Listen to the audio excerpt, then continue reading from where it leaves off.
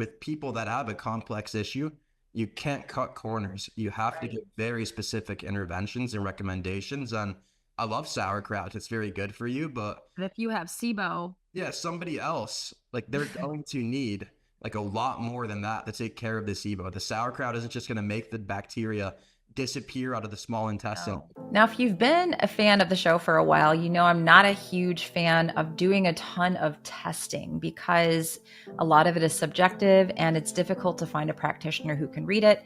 And when you do the basics to support your mitochondria to build exclusion zone water and all the things that I talk about, optimizing sleep, a lot of those labs will actually change. But what if you have optimized the basics, your diet, your lifestyle, your sunlight exposure, and you're still having issues? Well, that is where my friend Chris comes in. Now, Chris is a friend offline, and he's someone who actually just helped me with my 20-person intensive coaching group, where we took about 20 people through a very intensive protocol for 8 weeks.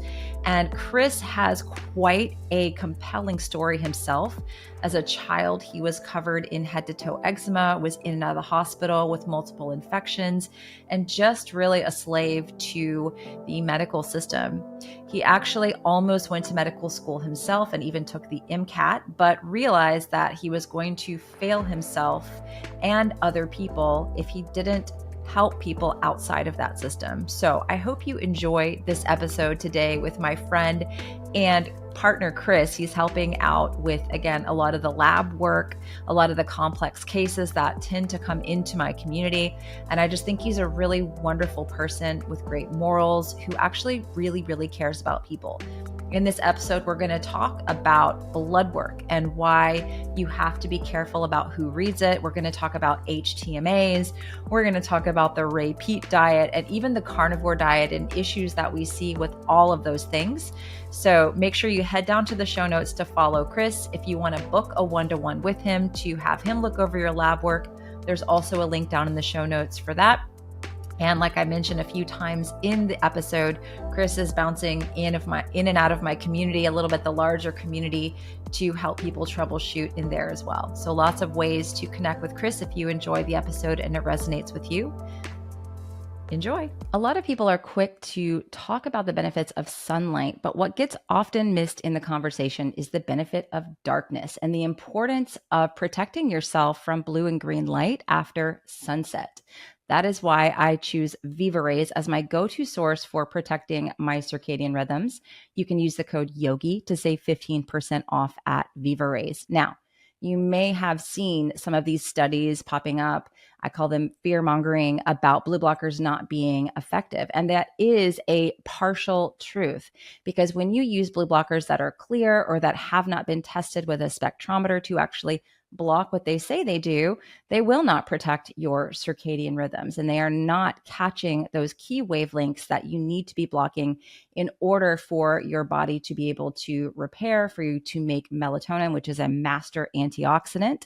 And artificial light at night has been in the scientific literature extensively linked to a host of hormonal cancers, obesity, diabetes, and all sorts of metabolic issues.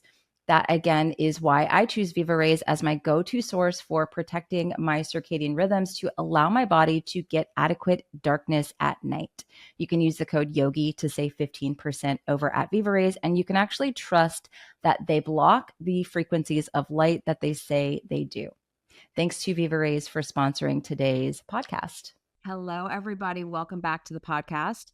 Super excited today to have somebody here you probably have not heard of, but I think you will more and more in the future, because I think he's going to really grow and help a lot of people. So Chris, welcome. How's it going? That's good. Yeah. And if anyone's like, where is Chris come from? We're going to talk about his story. Chris has been helping me in my private coaching community with lab reading, because I can read labs, but Chris, I feel like, is the master. And you were introduced to me by Dr. Sarah Pugh. She's the best. You guys met in El Salvador. Yep. And she was like, you need to have Chris take a look at your daughter's labs. And so you gave some great suggestions for her. You gave some great suggestions for me. And then I was like, hey, you want to come help me out with my group? I want to make the best collaboration of all time. And We now we're have here. just had like the best time in the coaching group that I ran. You and Becky both helped me with Oh, that. it's so fun. It's It amazing. was it was awesome. It was really fun. Like such a wonderful group of people. So if anyone's like, who's Chris? Where is he? We're going to talk about that. But that's our connection. You were introduced to me by Dr. Sarah, and anybody Dr. Sarah recommends, I'm like sold. You know, I'm the same. Yeah, she really knows her stuff. she does. She really does. So Chris has helped me. He's helped my daughter and a lot of the ladies in my coaching group that we just concluded an 8-week session. And then you're going to be helping out in my group. And then I'll put a link in the show notes as well if anybody is listening to the show and wants to get a more personalized lab reading. So we're going to talk about all that stuff and why most labs, even functional labs, can be misleading and what to look for. Let's talk about your story first, though, because that's what was Yeah. really telling to me when we first connected. Yeah, 100%. So I won't try to make it too long, and I'll just go right into it, but it is pretty crazy. So when I was a baby, and it kind of all started there, I got those little things that people like to inject into their Mm-hmm. arms, like we all do. And I No, had a no, we pretty, don't anymore. yeah, we don't do that. So no more of that. But Right. I had a very bad reaction to it, and it really wrecks my immune system. And not only that, but my parents, they kind of had me in like an overly hygienic environment. So I wasn't exposed to much beneficial bacteria. I was a C-section baby. So I had all these things going against me, paired with some unfavorable genetic predispositions. And as a result, I had 40 plus life-threatening food allergies for a while, like all the way until like late teens, pretty much. And I couldn't have chicken until I was like 12 years old. Couldn't Wow. have dairy or anything, peanuts, tree nuts, like all these different allergies. And it was to the point where when I was even 5 years old, I went into anaphylactic shock from eating cheese off of a piece of pizza. Oh, God. So very severe immune system issues. And I had eczema from head to toe. I was always the first one in my family to get sick. I would always get like these awful reoccurring infections. Like I had C. diff for like 6 months at one point, which was Oh awful. my And gosh. then I had severe asthma. I had to do a breathing treatment before school every morning. So that was fun. Not really. Uh, And then, yeah, I just kind of like learned to live with that for most of my life. And being in and out the hospital most of my childhood, I was like, this doctor thing would be pretty cool, actually. Like, you get to help people, you get to go in there and kind of like give people their health back. And from a young age, I always felt pretty spiritual calling to go and actually do that line of work. So when I got into college, I decided to study biomedical sciences. And I knew that that was the path for me. I wanted to go and pursue being a physician. So I did all of the extracurriculars that I needed to. I worked very hard on my GPA, studied all the classes like OChem, biochem, genetics, physiology, all that good stuff. Shadowed for like over 300 hours and then even took the MCATs. But between all of this, I actually got even more sick because, like the average college lifestyle, what kids do there like drinking, drug use, all that type of stuff. I indulged in it and kind of deviated from my faith a bit. And as a result, my body really did pay the price. Like every time I would eat something, I would puke up stomach acid. I basically had to live off of like applesauce and rice cakes for like a month straight at one point. And I was bedridden for a while. And this was kind of all I was studying for the MCAT. And I was like, I need to do something pretty quick because this test isn't any joke. Like people spend months studying for this test so that they can do well and be competitive in applications. So I just started like walking to the library every morning and the sunlight was out and it was like right around sunrise coincidentally. And when I started doing this, I actually noticed that I was feeling better. And I was like, what's up with this? Like, just this walk to the library during the sunrise. Why is this making such a difference? And it was really intriguing. That was one thing I noticed early on. But pretty much, like, I started digging into a lot of the more holistic stuff because I went from doctor to naturopath, spent thousands of dollars on all these different alternative physicians, and none of them really knew what was going on. So I kind of took matters into my own hand and I really started diving a lot deeper into all of this good stuff while I was studying for it. And eventually it kind of led me to just cutting out processed food, cutting out alcohol, doing very simple stuff at first. And that got me like partially healed. But to really kick things into action, it wasn't until way after my, even after my MCAT for a little bit, but doing those lifestyle things in the beginning, it was kind of like the gateway drug to learning all this like good circadian stuff, mitochondrial health, blood chemistry, all that very fun stuff. So I pretty much did a lot of that lifestyle stuff to where I could get myself into a better position where I could learn more, where my brain was functioning well again. And at the end of it all, I did very well in the MCATs. I did like around 90th percentile, I think. And then I could have went to med school, but after all of the shadowing and after seeing how the medical system failed me firsthand, and I was like a complex case, so like no offense to them or anything, obviously, they only have so much time to help me. Right. But And tools. They only have so yeah, many yeah, they tools. only have so much time. But Yeah. like after I saw that, I'm like, there is a clear need for somebody to go out there that really knows what they're doing with blood chemistry, science, all that stuff, and actually help people with these complex issues. So I decided to say no to medical school. And honestly, I had no idea what I was going to do at the time, but I knew that it was going to work out. So I just kept rolling with it, I guess. And then over time, I was able to get on Twitter and then start posting some things that I've been learning. I met a mentor along the way who really helps me. And ever since then, it's been a very fun journey of just continuing to optimize my own health, but learning along the way and optimizing other people's health and getting them out of like all this awful stuff and really helping them heal from these complex issues that are so multifaceted to where one 30-minute consult with the doctor isn't going to really help you that much. Yeah. Yeah. And I think that's a lot of people that listen and that come to me. That's why I reached out to you, because I knew, I ran this 20-person coaching group and I said I wanted it to be a weight loss only group, but that's not what happened. And I didn't turn people away.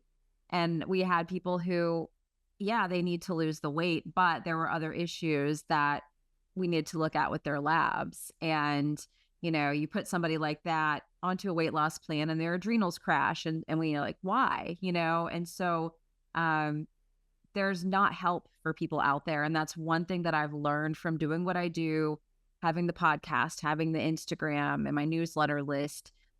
There's not help for people out there, especially like with my daughter. Like, It's true. it's then you can't just go to the doctor.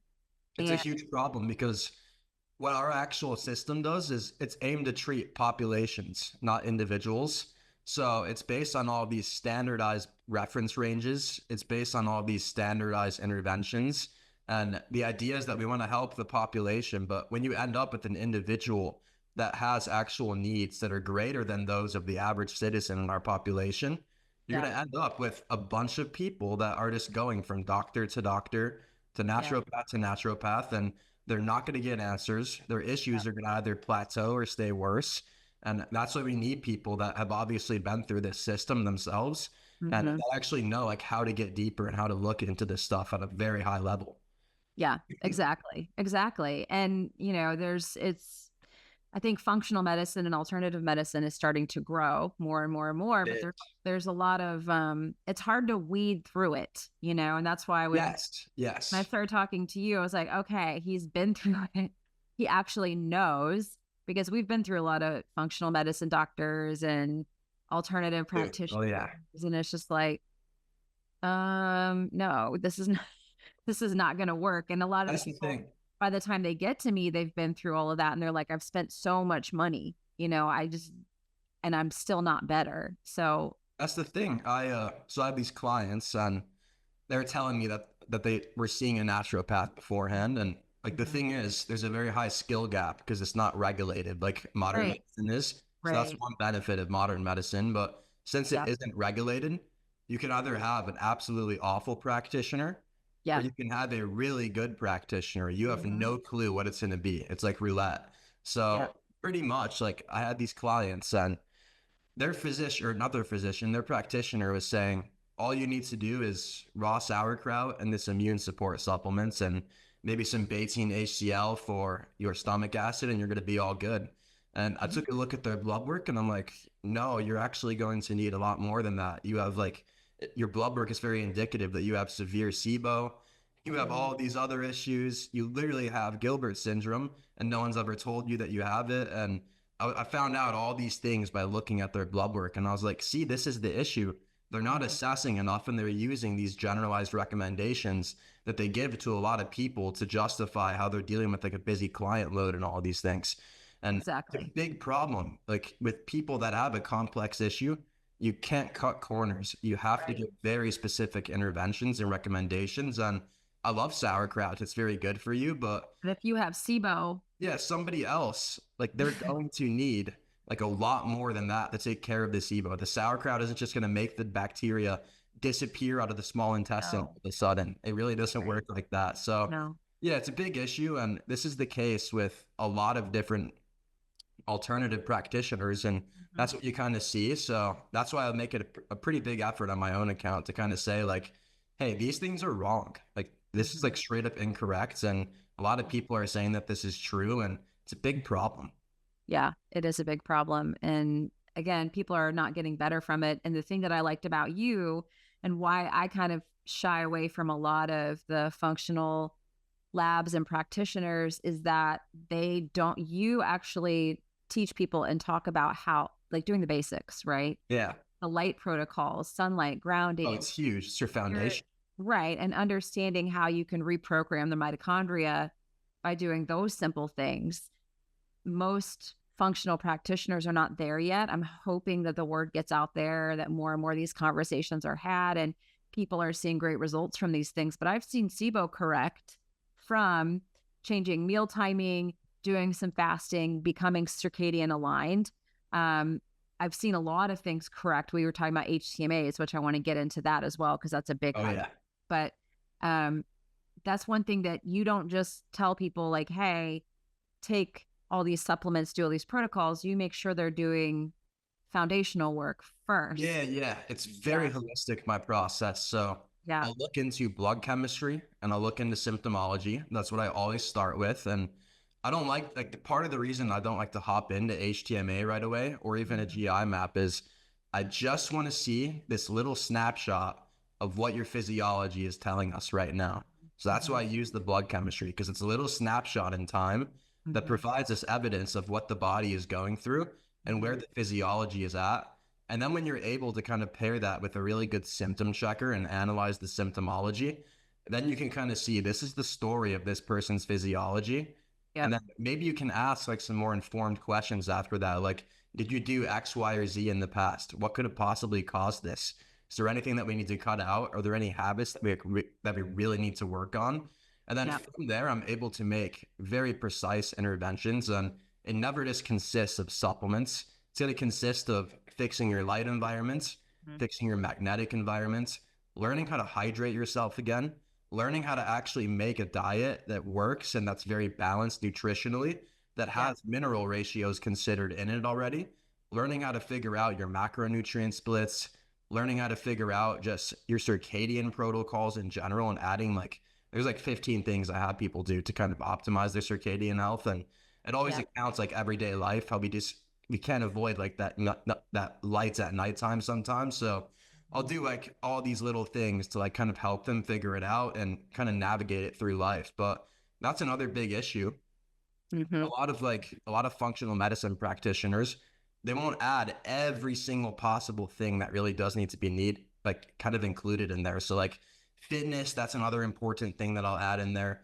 And even sometimes like if they have a skin issue, I'll throw in topicals and even like some spiritual work, Mhm. grounding, getting your nervous system back, doing like a vagus nerve reset. Those are all other things that I consider, and they're different tools. And that's kind of what it's all about, getting a really clear picture and a very thorough picture of what's going on in the body, assessing Yep. if there's anything extra that you need to test. So maybe you do need to use an HTMA, maybe you do need to use a GI map, but Yep. you got to kind of wait for a little bit and see like what are the weakened areas of physiology at this point in time.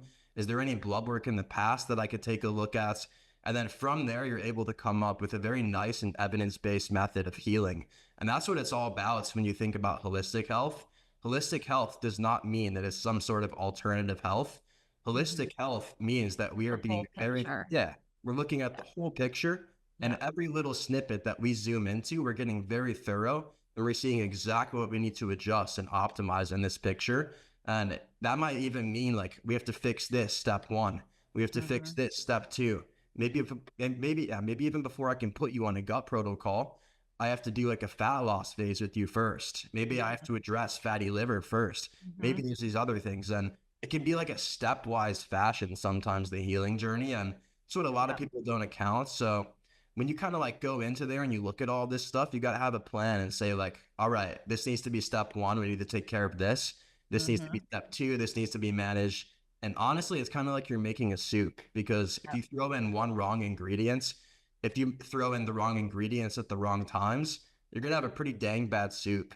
But Yeah. if you're able to get everything flowing cohesively and you know that this stuff works based on your evidence, obviously, and you Yep. know what's actually going on, you're going to be able to make a pretty good soup, especially if you're putting things in the right order. If you're using the right ingredients, if you're not putting anything extra or excessive in, it's going to be a pretty great soup. So that's kind of how I think about protocols and getting people to heal. And that's usually what I even do initially. But then there's some times like where you're gonna have to like pivot and move in Mm-hmm. different directions and see if like, hey, how's this person's body responding to this intervention? Because yeah, we have randomized control trials to show that a lot of this stuff works, but a lot of the time it's like 18 out of 20 people did well with this supplement.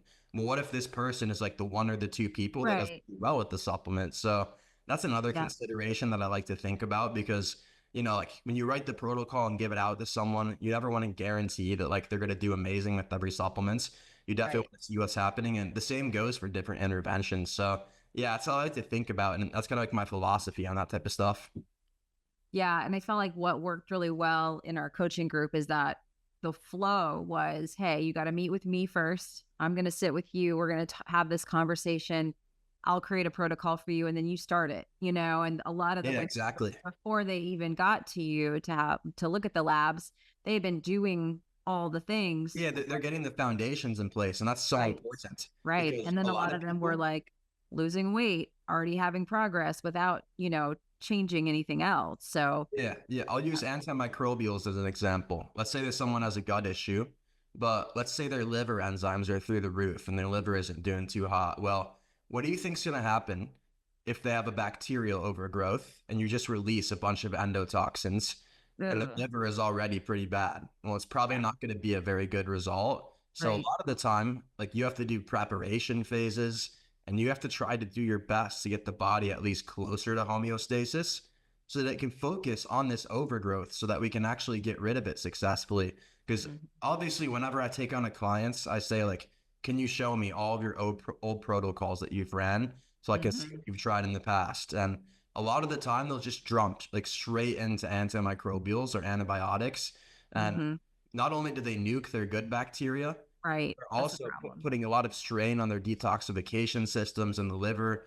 And it's just not good for the body overall, because inherently, any antimicrobial phase is going to be inflammatory in the body. You're Mhm. releasing endotoxins and you're killing these bacterias, and it's going to kind of put this inflammatory strain on the body.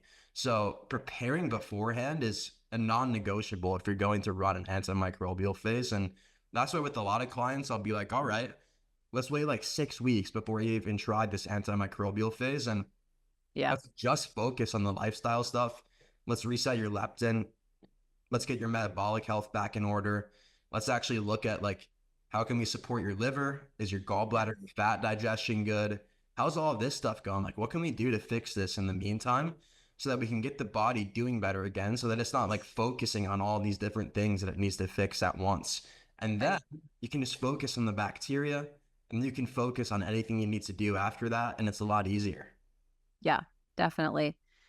Yeah, and I think the whole foundations, because to me, I don't know, correct me if I'm wrong, when you were going through so many things, you had to do the foundational work Yep. first in order to get to the other side of it. Like I think Agreed. that Yeah. if one's not sleep, like people in our coaching group were like, I want to do a deuterium depletion. I'm like, nope, Nope, not yet. not You time can yet. Because maybe if you're not reset. sleeping, you're not getting sunlight, your diet's not on point, there's just no point in doing a protocol like that that's really expensive and might not even be necessary. Um, Redox before detox. exactly, exactly. And it's funny, I was talking with a friend of mine over the weekend because I was like, oh, I have this gene. I just did my genetics just for fun. I was like, well, I found out I have this gene issue. She's like, but that doesn't matter. She's like, you're a completely different person than you were 10 years ago when I first met you, because Yeah. you reprogrammed your mitochondria. Like, your mitochondria have regenerated. That's possible to do. They've renewed. You look like a different person. You don't need to worry about genetics. I'm like, I know. But it's always like, oh, I had this genetic issue and now I know why I had this problem for so long in my life. And now that I've fixed the signaling that I'm giving my mitochondria on a daily basis and essentially reprogram them, I don't have to worry about this gene Yeah, turning yeah. And it's kind of like the concept of the shadow in Jungian psychology, because like that it's kind of always going to be there. Like those Yes. genes, they're always going to be there, but it's Yeah. not your destiny whatsoever. Like you can accept it. You can say, this is a part of me. And then you can actually utilize the correct interventions to say, I'm not going to let these genes express themselves. Like Right. I'm in charge of my own reality, not my DNA. So I'm going to go in here and utilize all these interventions. And over time, your epigenetics does have the ability to change and your Yeah. genes are expressed differently. And then from there, like you're all good to go and you kind of figured out how to address a lot of these health issues. And that really is like the idea that we're trying to emphasize here with all the circadian stuff, all the supplementations to get out of these more complex gut things, like all these different things. They're aiming to get that body back to like the normal set point that it should be on a long-term basis. Yep, exactly. That's the goal for everybody. I mean, because I think you kind of glossed over the eczema thing, but I've talked about eczema on my Horrible. podcast before. And anytime I talk about it, I get tons of emails, tons of comments, tons of messages. And your Pretty situation, common, isn't it? it's Yeah. crazy how common it is. And then I had to join all these Facebook groups when I was trying to figure it out for my son. And I'm like, holy crap, this is a major, major Well, it's a issue. huge, yeah, and it has everything to do with the innate immune system being absolutely awful. Yeah. And that's the big thing. Like, if your gut ecosystem is not trained properly and Mhm. it's not in an optimal environment to tell your innate immune system and then train it to respond properly to certain immune threats, that's going to be a problem. If you have some sort of leakiness, Mhm. and then like things are getting past the actual barrier and your immune cells are just waiting to pounce on them, that's going to be a problem. And yeah, that's what happens with a lot of these inflammatory skin conditions. So whenever Yeah. I work with someone, and even myself with eczema, psoriasis, any of that, I was able to like I was covered in head to toe. Yeah, I was like, I don't think you talked about how bad the I was issue you head had to with toe. eczema Like I was. looked like a mummy. My Yeah, parents, they had to put like these the wet wraps around me when I wraps. was a kid, and they Yeah, put like vanity cream underneath the wraps. So like it was absolutely awful. And yeah. it actually, yeah, it was pretty bad even going into college.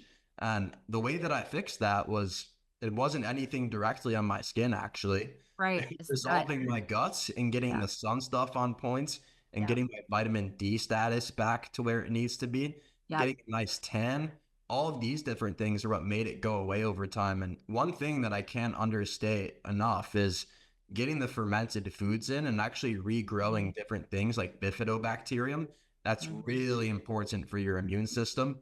Even Yeah, lactobacillus is going to be important as well. So even just doing that, being outdoors, and the thing is, you might try these things if you have eczema, and you might notice they don't work in the first month. Maybe you get some improvements, but yeah, for whatever reason, there's like this weird plateau period, or maybe you're waiting for like 3, 4 months, and then out of nowhere, you're just kind of good after that, and it starts to take care of itself. But yeah, don't be discouraged if you end up with some sort of plateau. And a lot yeah, of the time, it just requires more time and consistency of doing this stuff. Like if you yeah. work out at the gym and you do it for a week, you might notice like a little bit of differences, but now try doing that 700 times. You're going to notice Right. way bigger difference, and you're going to get way better outcomes. So always be consistent with this stuff. And yeah, with eczema, it is a huge problem. You're going to want to look at the immune system. You're going to want to look at the guts, and because obviously they have that gut skin barrier too. So yeah, like that's like really where you want to look at, and obviously get all those important foundations down too.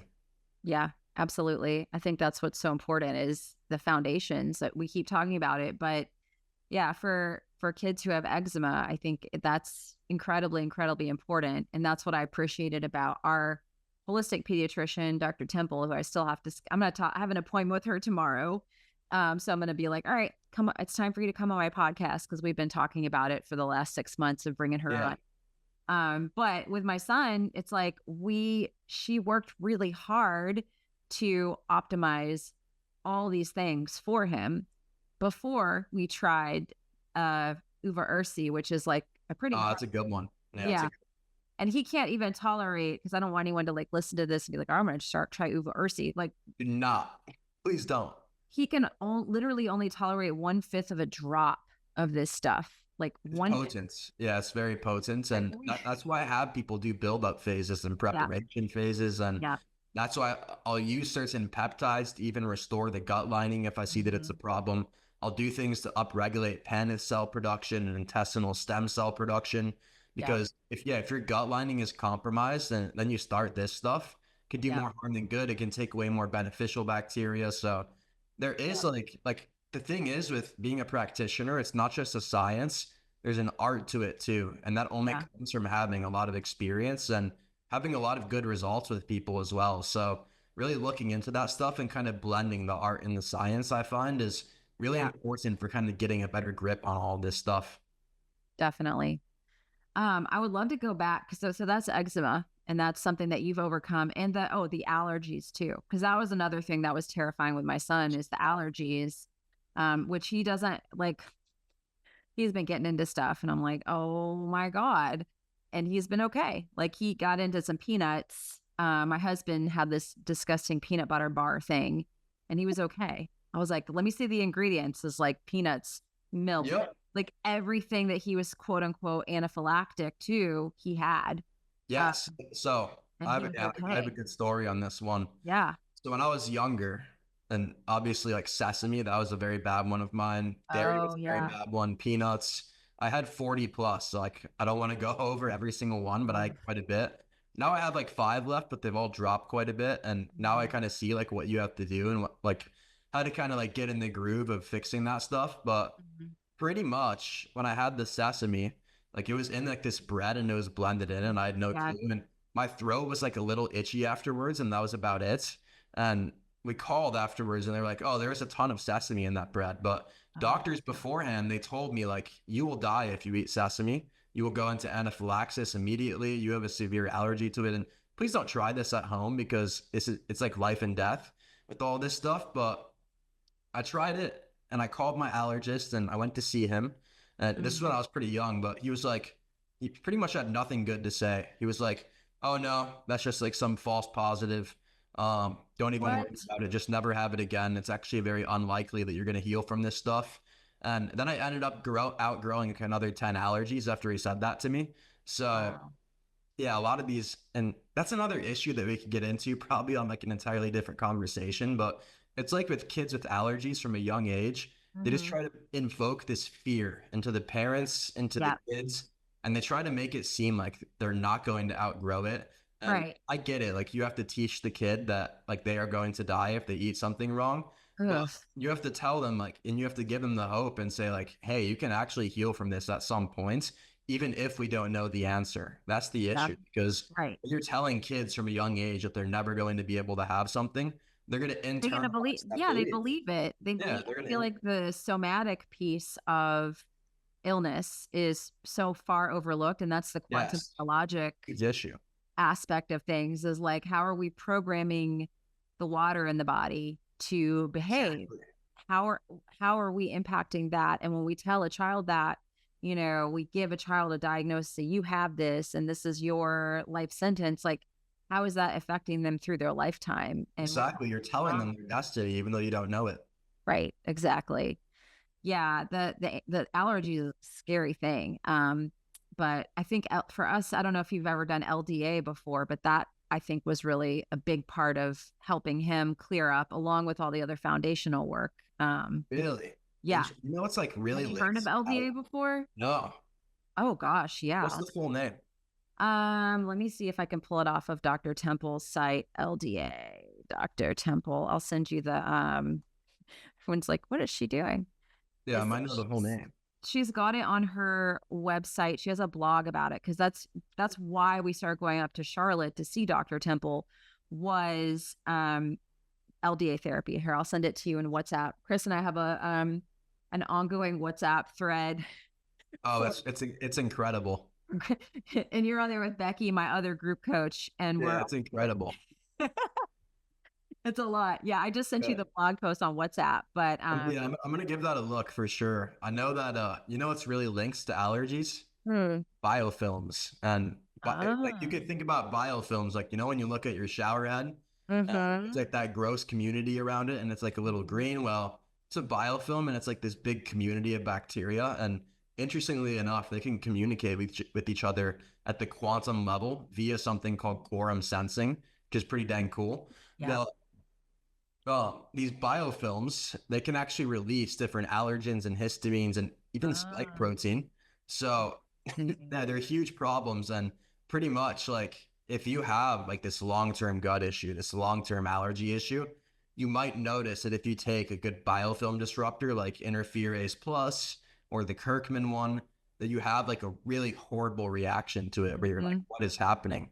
And pretty much like those living in there, they're heavily associated with allergies on a long-term basis. So Mhm. yeah, it's often something that you want to kind of address because you're not going to get rid of them with regular antimicrobials because this little mucus barrier that they formed is actually impenetrable to many of the antimicrobials and even antibiotics. So yeah, Ugh. those with like long-term gut issues, those that have like been sick since they were a kid, you always kind of want to check out for biofilms. That's a pretty big thing. Interesting. Interesting. Well, I'm curious your thoughts on the LDA because that's I'm like gonna I give it a look. Yeah, it's yeah, really intriguing. it's been pretty much life changing for us. I mean, it's we've still done all the foundational stuff for him, but I think that has allowed us to bring foods in that I was like terrified of, and um, yeah, it's been really helpful. And I think How bad was the IgE? Do you remember? Or I what don't were they remember. IgE based? I don't remember. I do remember though he went to play with his cousins, the triplets, and he was highly allergic to pistachio nuts, and they were eating pistachios and touching his toys, and his cheeks like broke Yep. out to the point where they were just like they were bleeding the next day. I'm like, Giving me some what? memories. What did he eat? And my husband was like, he didn't eat anything, but the Yep. triplets were eating pistachios. I'm like, holy crap, this is major. Yeah. Yeah, that's how it goes. And yeah, it's Yeah. pretty cool. Like I like to like track my own data and see how Yeah. things have improved over time. And Yeah. my IgE score for dairy when I was a baby was at around 132, which is like you will Ooh. die if you eat that. Now Ooh. it's at a 5. So Wow, that's the ball great. is moving in the right direction. That's what I can say. But yeah, you want to get it below like zero point 0.4 or even lower. So there's Yeah. still work to do. But yeah, I know for a fact that there are a lot. Yeah, it's a lot easier of a problem to fix than I had realized because Yeah. as a kid, I was told like this is basically impossible. But now I'm realizing like it's not basically impossible.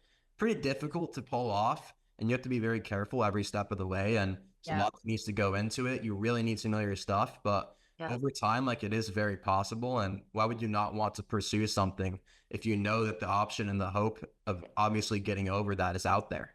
Yeah. Definitely. Let's talk about HTMAs a little bit because this is a thing Yeah. a lot of people in my big group. So we worked in a small group, but now you're going to help out in the big group a little bit as your time permits. Um, a lot of people will come into that big group with an HTMA and Quite be a bit of them. a lot of them, and they flip out about it.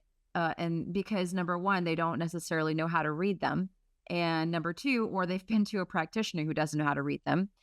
And then they get this long list of supplements and they're just told to stay on them indefinitely. So there's so many. Indefinitely. Oh, With, wow. I didn't even know that. oh, I've had a few of those. I'm like, oh no.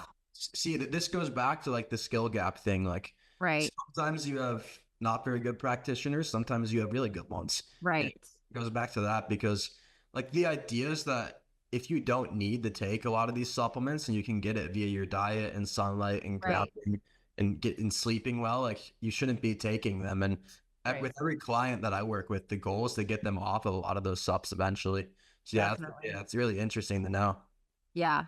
Yeah. So let's maybe like talk a little bit about this whole Yeah, HTMA but I thing. Is wrote it? some stuff down. Yeah, Yeah. so it's interesting, and these are facts, and I knew that I wasn't going to memorize them off the top of my head, so I have them written down on like a little sheet here. But here are some of like the issues that I spotted on like a big time analysis of the research that I've been doing, and Mhm. pretty much like multiple studies with these HTMAs, they've shown large variations in results between different laboratories that analyze them. So based Mhm. on the different laboratory you go to, you can actually get a big time variation. One study found that differences in the highest and lowest reported mineral concentrations exceeded tenfold for 12 minerals, with statistically significant extreme values for 14 out of 31 minerals. So that's Mhm. one interesting thing to consider. And then another study reported that the ratio of high mean to low mean values published by different laboratories range from 2 for selenium and zinc to 18 for aluminum. Wow. Coefficients of variation for trace elements in hair of the donor ranged from 17 to 74% for the essential elements like copper, selenium, zinc, and 53 to 121% for the potential intoxicants such as aluminum, cadmium, and lead. So the variability right there is a huge problem. And this Mhm. is part of the reason why I say that you need to have a very good practitioner if you Mhm. decide to do an HTMA. Like the Yeah. honest truth, and this might upset some people, but most naturopaths, and like I would say a lot of them, aren't as good at reading HTMAs as you would think. And there really there aren't that many practitioners out there that are like absolutely amazing at it. And the reason I say that is because the ones that we do know that are absolutely incredible at it, that get really good results with a lot of their clients and have proof that they get these results, well, they actually go through, I've spoken to quite a few of them, and they basically go through like these toxicology textbooks that are like not mainstream whatsoever, and they'll analyze it very deeply, and they'll have like a lot of this information that isn't very available to the public, and they look at all these different things and cultivate a lot of these different perspectives. And a lot of these practitioners, like for HTMAs, they do a very good job of it, but the Mhm. honest truth is that there are way more practitioners that don't know what they're doing with an HTMA and looking for like these variations, and if something is problematic or whatnots. And yeah, a lot of them really don't know, but there are some, and that's why I had to say this, because I like to stay humble in my opinion about a lot of this stuff. But there are some incredible HTMA practitioners, but my honest perspective on it is that HTMA usually is not going to be enough. I think that you should get blood chemistry done as well if you're going to do an HTMA, because Yeah. you want to look at like how are your organ systems doing. And unless you're like basically like a magician, well, you're not going to be able to tell what every single thing that's happening in someone's body based on the metals. And you're going to want to look at different markers like a comprehensive metabolic panel, a CBC, a lipid panel, maybe a hormonal panel, and all this Mhm. other fun stuff. And then you can throw the HTMA on top of that, and it'll give you a very comprehensive picture. But going back to what we were saying earlier about the holistic perspective and all of this stuff, is it a very holistic thing to do? To single out the metals and to only look at the mineral balancing and to not Right. look at a lot of these other blood markers that show that there's other weakened areas of physiology.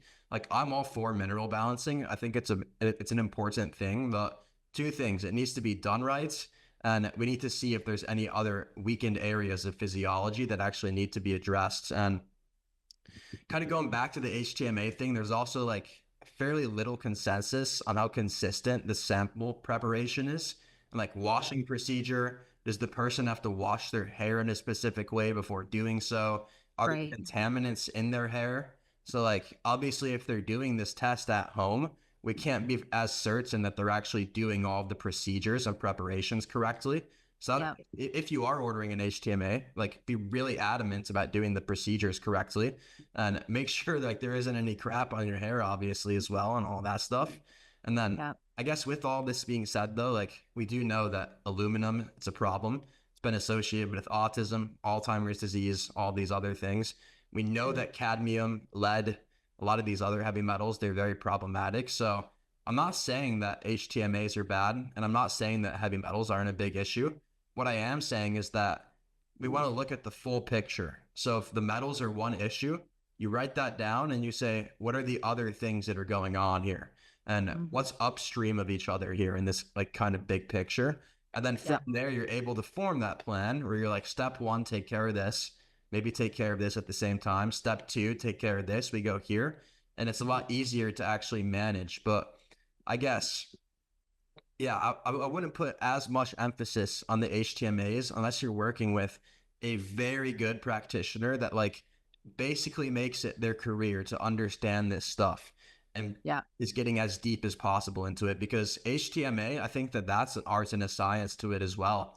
And you Yeah. have to be like very in depth on this. And even with blood chemistry, like I have to tell people certain guidelines to get more accurate results in the chemistry, because like let's say that you work out 48 hours prior to your Right. blood work, you could falsely Right. elevate your liver enzymes.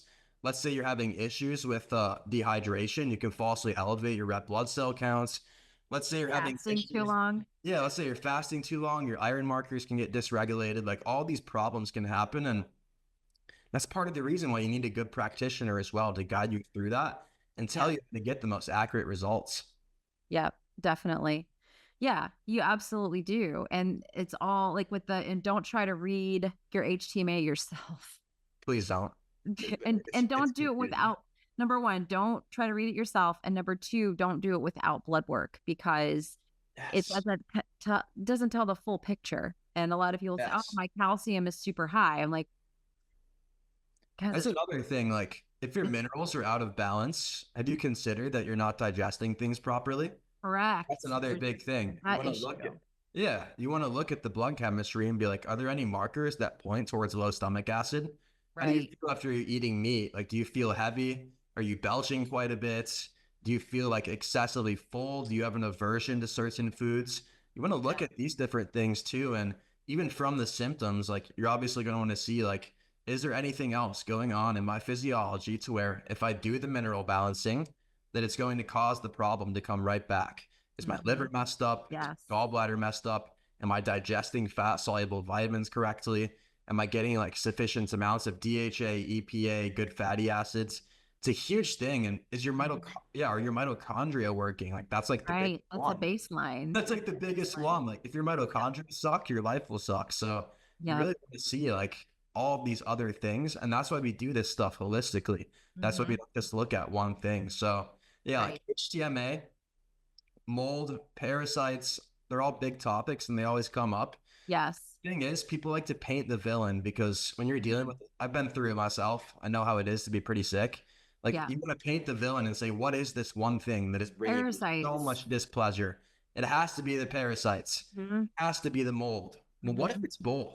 What if it's Right. multiple things? What if it's not none of those at all and it's something completely different? You What if don't it's know just that. your Yeah. mitochondria needs support and Yes. I can't, there's low exclusion zone water. And so Yes. things are getting in there that shouldn't be. But if you build your Exactly. redox, if you build your exclusion zone water, you'll have more defense against those things. Exactly. Because And we that's, all are exposed to mold. Like I just had a mold yeah, guy in my show, and I definitely have it here. yeah, he's like, it's pretty, he's like, if I've never gone in a house where I haven't found it, it's just like, how much is there? And then the Yeah. health, the people in the house, like, you have to get it to a low enough place for the people to be okay. And it's a multifaceted issue. So I wouldn't just only look at mold. Like, yeah, if you live in mold and there's a lot of it, you don't want to be in that situation and you need to fix that to the best of your ability. But we also have to look at Thanks. the Yeah. strength of the host as well. Yeah, don't paint the villain. That's what people Right. like to do. They like to Yeah. paint the villain and they like to say, it's the mold, it's the Yeah. candida. Well, Yeah. it could be, but how are we going to find out what you actually have? How do we find out everything? And that's why we do the holistic philosophy, because then we Mhm. can see, oh, yeah, you have candida, but look at this. You have extremely low levels of beneficial bacteria, including lactobacillus, which is there to modulate how much candida is in the gut and make sure that you don't have an overgrowth of it. So, like, there's so many different things that go into it. And this is part of the problem I have when, like, somebody that hasn't studied this extensively starts to, like, run their own protocol with, like, antimicrobials. It can do more harm than good, and it can be more Yeah. dangerous. So you want to be really careful. And if Yeah. you are going to go into this stuff, you want to actually look at your blood work very comprehensively and have someone that has a lot of experience in their profession with doing that to actually analyze it and see, is there something going wrong? Because I'll tell you one thing, you're not just going to look at your CBC and figure out that you have candida from that. You're Right. going to have to look at a lot more different things, including your symptoms, including Mhm. maybe a GI map, including maybe other blood markers. And it's like it's like you're going through a maze pretty much, and you got to figure out this health mystery. It's kind of like your Yeah. Sherlock Holmes. So it is a Yeah. bit of a complex process, but just making everything like just like nice and Yeah. simple. Like you Yeah. want to look at what is going on in your body. What are like the multiple bad guys that are happening? You Mm-hmm. want to see like what is causing which, if any is causing which, and what you can do about it. So let's say that I'm doing like a protocol with someone that comes with digestive issues. They might Mm-hmm. come into me and they might have a liver issue. They might have metabolic issues. They might have candida overgrowth or fungal overgrowth, and they might have like leaky gut or something else on top of that, and mitochondrial dysfunction. So step one obviously is going through and living their lifestyle and getting that into a position where they can optimize their mitochondrial health. But step two would be saying like, hey, let's maybe put you on a bit of a lower carb, like candida based diet, because if you're going to run an antifungal regimen, we actually know from the literature that candida can use blood sugar spikes to resist antifungal treatments and actually survive past it. So that's where I'll have to go in with a unique intervention and say, hey, I know that you have like candida and then there's the bacterial stuff with that, but we're going to have to cut these specific foods out so that the candida doesn't survive and proliferate past this stuff. So it's very complex. It can be a little bit confusing. And that's why I say, like, don't just say it's parasites. Don't just say it's mold, because more often than not, it's not just one of those things, and it's multiple things usually. Yeah. And then I know we got to wrap pretty soon, but we you and I are always sending stuff back and forth with Always. different things we see on Instagram or Twitter or X, whatever it is. I'm not on X. I just don't have the like. Oh, it's crazy on I there. don't have the blood sugar handling for Yeah, X. it's Whatever. crazy on there. It's not for me, but we're always sending stuff back and forth. And there's two camps that we get, like vegan, like whatever. We just most people we know we just it's We know, not. we get it. Yeah, like most people know. Most people know it's not a great thing, but uh the repeat there's a lot of repeat stuff more so I Oh, feel yeah. like on Twitter than there is on Instagram or Oh, maybe, it's a huge community on Twitter. yeah. And then the carnivore stuff too, we've been talking about that, so maybe we can talk a little bit about both of those before we wrap up and just where you see issues. Oh, yes. Yeah, let's start with repeat because I know I have some carnivore people that have hung with me for all these years, so we'll start with Yeah. repeat first. Well, I'm gonna just say it like this. Like, I think that Ray Peat is great, and I think that like on a spiritual basis, he said a lot of really good things. He's had Mhm. some good stuff with hormones even. I might not agree with everything, and I think that a lot of his followers, they're just people that are trying to optimize their health, and a lot of them are good people. Some of them a little emotionally reactive, but a lot of them are good people. Yeah. But overall, like the issue is you can't just be eating like 500 grams of sugar. I'm really not a fan of that idea. And the Mm. thing is, why are people relying on a blog post more than what we have on PubMed and all these awesome studies? I get that repeat is good, but you got to remember, we're all humans and we're all incapable of saying incorrect things. And this goes for everyone. Like everyone in their career at some point is going to have some sort of screw up. And not only this, Ray Peat, like he's passed away at this point. So a lot of his perspectives aren't going to be able to take on what's happening newly in science. And they're not going to be able to look at these new scientific advances and saying, all right, what's actually happening here mechanistically? And that's a huge thing with the Ray Peat people because they get very deep into the weeds on mechanisms, and we know Mhm. that that changes all the time in science. Yeah. So that's one thing right there. Like you got to go into actually in PubMed and see what is the unbiased source of evidence telling me, and what's kind of like the picture that I can put together on this topic. But and this makes sense because now you have a bunch of people that are taking aspirin just to not feel inflamed. Right. They're taking thyroid hormone. They're eating tons of sucrose when they might have a gut issue.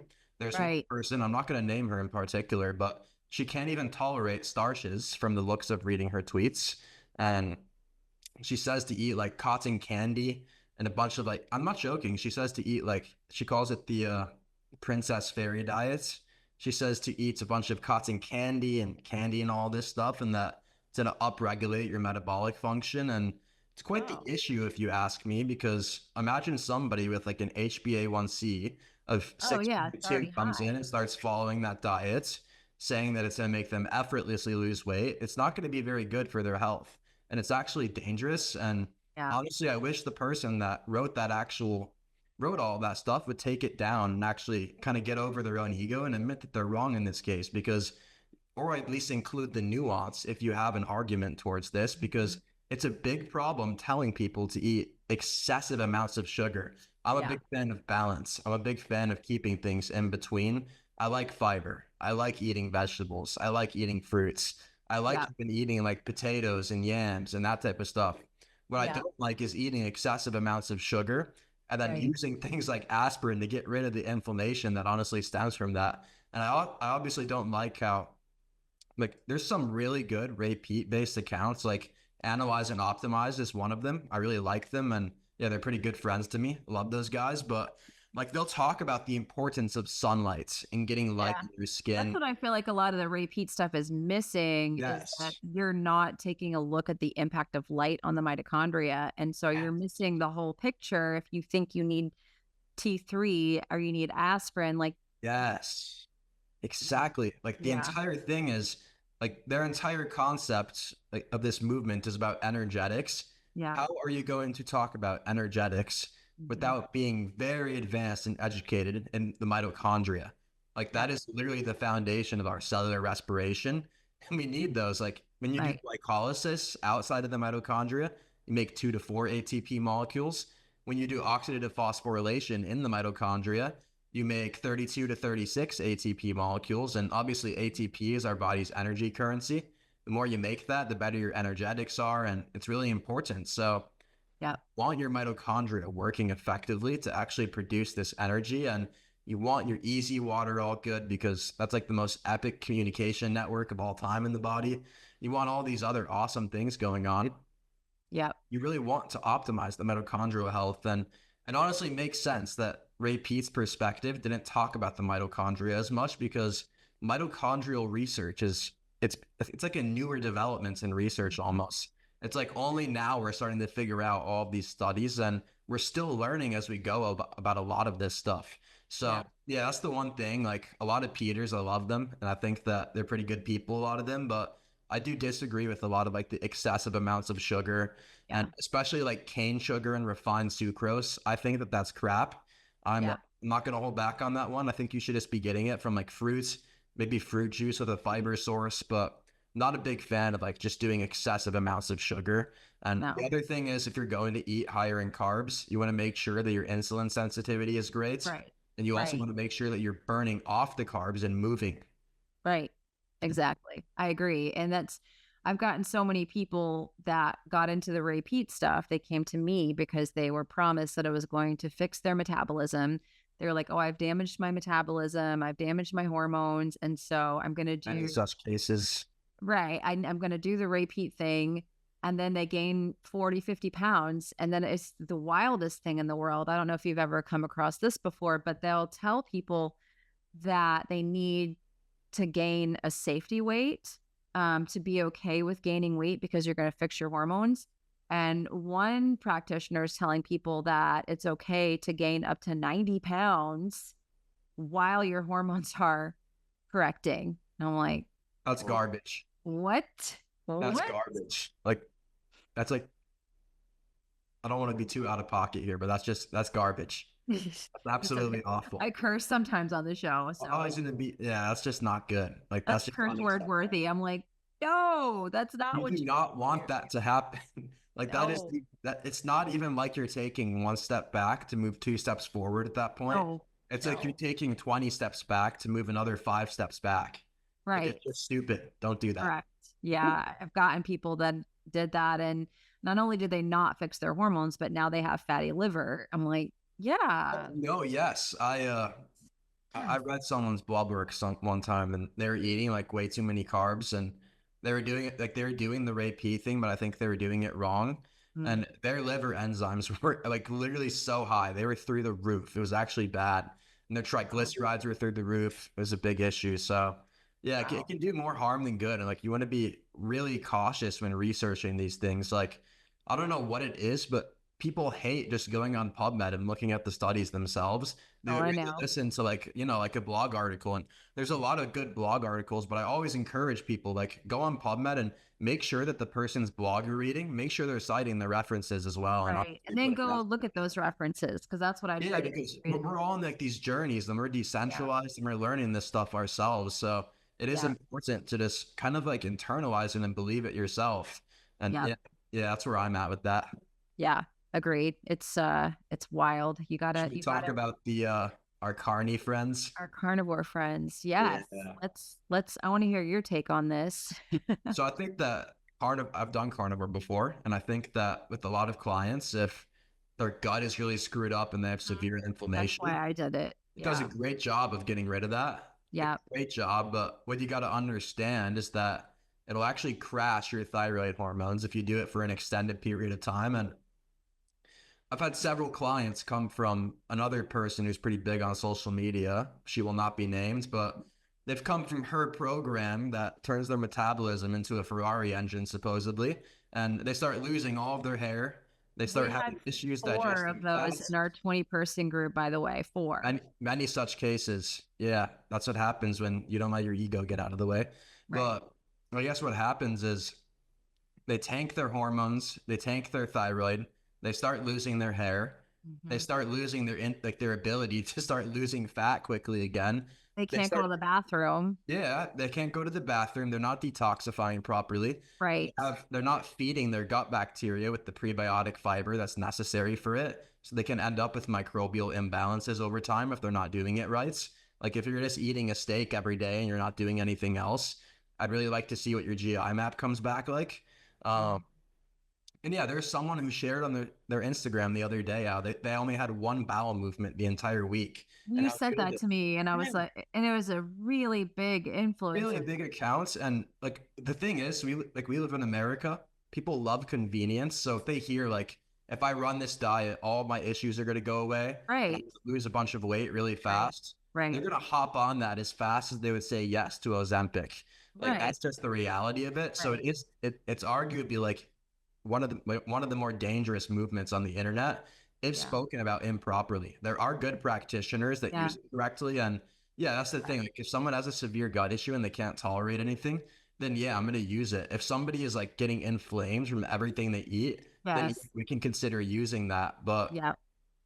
even if somebody's like NAD plus to NADH ratio is just totally screwed, we could consider using a more carnivorous or ketogenic approach to Yeah. maybe kind of improve that over time. Yeah. But I guess the whole thing is like you want to use that as a tool. You don't want to use that as a lifestyle. I'll Long-term tell you what I lifestyle. see on these blood work panels. I'll see LDL cholesterol come back super elevated. A lot of the people they're having like loose or oily stools that kind of like Mhm. stick to the toilet because they're not digesting properly. And they have like these bile acids that are being flushed and they're having all these issues with even digesting the fats. So yeah, it's a pretty big pattern I notice with a lot of carnivores that come to me. And Yeah. then yeah, the thyroid gets tanked and they're telling people to do all this stuff. Iodine You're not, maxing. yes, you're not feeding your beneficial bacteria too. And Yeah. kind of like I was saying earlier, let's say you have asthma or an autoimmune disease, maybe it's going to fix it temporarily. Yeah. It's gonna get everything in the body to quiet down for a little bit. Yeah, it's going to get it to calm down a little bit. But as you're depleting yourself of this beneficial bacteria and you end up with problems in that regard while your metabolism is crashing, you're going to end up with pretty big problems, in my opinion. Yeah. And you need those beneficial bacteria to entrain your innate immune system to get past things like allergies, these pseudo autoimmune conditions that people Right. get, even things like mast cell activation Yes. syndrome. A lot of people do carnivore and they get that happened to me. About Yep, a year into carnivore, I was having severe histamine issues, like that happened to me too. Yep. severe. I was like, what the hell is this? It was terrible. Yes, it's horrible. Yeah. Like you can't even eat like a tomato without like getting a No, runny nose. you can't eat leftover meat. That's what was, I Yes, couldn't eat leftover meat. I couldn't have bone broth. Eggs were even starting to it's become yeah. problematic Everything for gives you me. sensitivity after that. It's a big Yeah. problem. I So was so sensitive and I'm like, something's not right. And then I would make a video about it or I'd post about it and my comments would blow up, like literally blow up. I'm like, It's So a problem. Yeah, it's a not huge alone problem. here. This is happening for a lot of people, but it's not a sexy topic to talk about. So nobody does, you Yeah. know, they just want to talk about how it's the best thing they've ever done. And they only It poop changed once their a week life. and that's Well, okay. and that's the thing. Like people don't want to let go of that belief because it's the Yeah. only thing that they've found so far that has worked. Right. And that's Like the thing that they won't stopped let go of me it. from going off of it for so long is that I just was like, well, this is the only thing, the only diet I've ever really done that's gotten all these gut issues and skin issues and things like, you know, depression, anxiety to just go away. So it must be the thing I need to do forever. And Yes, it's an issue. And that's what people need to realize. Like, yeah, you don't need to do that forever. And right. it does have benefits on a short-term basis. But with that being said, like, you can eat your stupid carbs. Like, you can have them at some point. You just Right. have to fix these other issues. And this is my issue with the carnivore influencers on the internet. A lot of them have health issues themselves that they haven't resolved. And they're Mm-hmm. simply projecting their own health inadequacies to everyone else on the internet and acting like they know a bunch about these topics, despite the fact that they haven't resolved their own health issue. Like Yeah. they haven't even looked at their own blood work. They haven't said this. They just tried a diet. It worked for them. And they just hop on the internet and say like, oh yeah, the carnivore diet, it cured my depression of 20 years. It made me grow a third arm. I feel so excellent on it. Like, Well, they don't tell you stuff. Like I had this one carnivore dude, I'm not going to name names, but I did a video talking about reintroducing carbs and posted it. And he was in my comments like awful. Like, oh, I don't see anything. Like, he was just really, really mean. yeah. And turns out he was good friends with Dr. Sarah because he knows her. They live not too far from one another. And so I actually just emailed him. I was like, look, dude, I don't mean any ill will to you. You know, like we worked it out. It was cool, you know. Yeah. But he goes on and talks about how carnivores changed his life, this, that, and the other. Dude doesn't tell anybody when he was hospitalized for 3 weeks because his body completely effing crashed. Doesn't tell anybody the health issues that he's had, the mental health issues that he's having still, quote unquote, on carnivore. Yep. And that's what people don't realize. You know, I've come out and talked about all the infertility and thyroid and stuff that I had doing that diet. And that's why I've now deleted basically all the content off of my YouTube channel. Yeah. You can't find it anymore because I just got tired of it being out there. Like, I don't want anyone to find this and think that that's what they have to do. Yeah. You know, like it's got to go. Yeah. For me, I have hereditary hemochromatosis. It was a discovery I made like a year and a half ago. And pretty much, like, let's say that someone absorbs 2 grams of iron per meal. I've heard this. I'll absorb like 6 grams of iron per meal. And it'll just accumulate in these stores called ferritin. And over time, it can actually be really harmful and toxic to my cells. And it can be really bad. It can give you brain fog. I think that happened to Frank Tufano, which God bless Frank.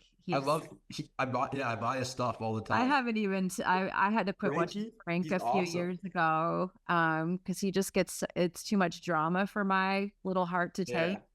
But I remember when Frank came out a few years ago and was talking about this, and everyone was like, oh no, why are you going to trust him? He's crazy. He's full of shit. That's and like, crazy. But it was a real problem that he actually had. And, you know, I would have people comment on my YouTube, my Facebook, and say that they were having that problem. I had a lot of people when I was doing the carnivore stuff say that they had that exact same problem. I'm not joking. When I donated my blood for the first time, it felt like I was on the euphoria from it was some of them like better than like an ice bath and being in the UV9. Like it felt better than that, which is pretty crazy. Yeah. Yeah. That's I have a hemochromatosis gene also. Okay. Yeah. So you got to be careful. I would have to donate blood when I was doing carnivore, and I didn't know why it made me feel so good. Yes. But, okay. That makes sense. Yeah. Because I was eating like a ton of red meat when I did carnivore, and I hadn't eaten a lot before I did that. And then I started adding it in, and I was like, I feel pretty horrible from this now. What's happening? I go get my blood work tested. My ferritin's at like 600 something. Pretty high. Wow. Yeah, through the roof. I never got super high, but I just didn't feel great. And then anytime I would give blood, I would feel like I had. Yeah, and then so if you do, or if you might have hereditary hemochromatosis, you can get a genetic test done. But iron overload, you want to look at these markers. So ferritin, it should be between 50 and 150. ferritin is this iron marker where it stores like 5,000 iron molecule for per ferritin molecule. So it's a big like storage protein for our iron molecules. So that should be between 50 and 150. When it's past 150, like pretty significantly, that's like one red flag that you could look out for if you might have iron overload. And then serum iron, it should be between like 81 and 130. When it's past that 130, that can be a bit of a problem. And then you want to look at your percent transferrin saturation. It's another pretty important one. That should be between 20 and 35%. If it's past 35%, mine was like 55. Yeah. That's another big red flag. And then the final one I would say is total iron binding capacity. So that's like out of your stores, how much iron can you really bind? So if it's higher, that's actually more of a sign of a deficiency. Should be between 250 and 350. But if it's lower at 250 and like even lower than that, that's more of a sign of potentially hemochromatosis, some sort of iron overload. So just because you have iron overload doesn't mean it's from hemochromatosis. It could be from bacterial considerations. It could be more inflammatory. It could be from parasites. It could be from a chronic infection.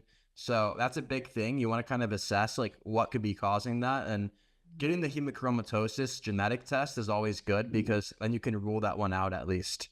And that's the thing with the practitioner stuff. Like it's a process of deduction. So like we can rule this out, we can rule this out. Now these are the possibilities, and we could be more confident in our assumptions here based on the evidence that were presented. So yeah, it's a pretty big thing. Yeah, absolutely. Yeah. Well, I feel like we've talked about a ton of stuff. Good stuff. Yeah. And I'm going to put your info in the show notes as well as the link if people want to do one-to-one, get their blood work looked at. You're going to be in my big group. You were in the small group intensely, but now that that's over, and I'm like, are we going to, you and Becky are both like, let's do another one. And I'm like, yeah, we loved it. It was so fun. I loved it too. It's just like to do all those one-to-ones. It was just a lot of energy, and my kids decided to it is. both I can't even imagine. Have all kinds of problems and snowstorms, and it was just a really stressful time. But maybe after I take a little break, we'll do another one. We'll see. Yeah, run it back. If anybody is wanting to get help from Chris, I'll put the links in the show notes, and then in my big group, you'll kind of be floating in there a little bit as well. So let's go. Yeah. If anyone's just listening, if they're just driving down the road and they want to go find you on social media, and I know you're working on your website because I've been on your case to get that up. I know. It's gonna be ready soon. Yes. It'll be ready in like 2 weeks, I think. Nice. Somewhere around there. Nice. Well, maybe you'll have it done by the time this goes up. I think so too, because it's going to be a good website. Awesome. Well, where can they find you on social media if they want to follow? So and the website will be linked in my bios once it's up. But nice. On social media, I'm primarily on Instagram and X, or Twitter it used to be called. So on Instagram, I'm the Mitopoppy, TheMitoPapi. And then on X, I'm just Mitopoppy, no the in there. So MitoPapi. And then, you can find me on either of those. If you want to work with me at all or ask any questions in general, feel free to shoot me a DM. I have all my DMs open. And then, Nice. Excited to share this with everybody, Chris. And it's been really fun to get to know you over the last few months. And you too. We'll be doing some more collabs in the future. So everybody stay tuned. 100%. All right, everyone. Well, I hope you enjoyed this episode, and we will chat with you next time. Thank you so much for listening to the Evolving Wellness Podcast. Just a quick little reminder, this is not medical advice nor meant to be taken as a substitute for working one-on-one with a healthcare practitioner. And if you enjoy the show, please head on over to Apple or Spotify to leave the show up to a 5-star review. If you're over on YouTube, please leave us a like, leave us a comment. I really appreciate you for being here, for listening to the show, and your support means the world to me as I continue to try to pull guests from around the world to bring you informative content to empower you to make decisions about your own health. Thank you so much for being here, and I look forward to seeing you again next week.